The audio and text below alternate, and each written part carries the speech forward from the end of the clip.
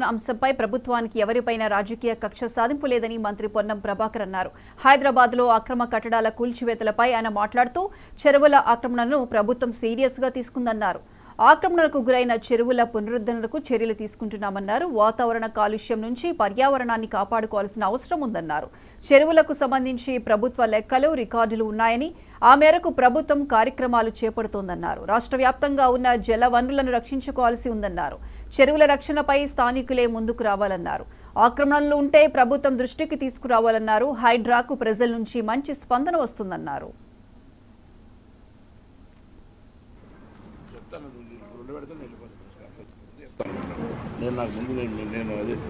దయచేసి అల్లరి చేస్తే బయటకు వెళ్ళండి, ప్రెస్ కాన్ఫరెన్స్ డిస్టర్బ్ చేయకండి అన్న వెళ్ళిపోతుంటారు. వాళ్ళు ప్రెసర్ కూర్చోమని మేమేం చేస్తామబ్బా? ప్రెసర్ కూర్చోమని నేనేం చేయాలి?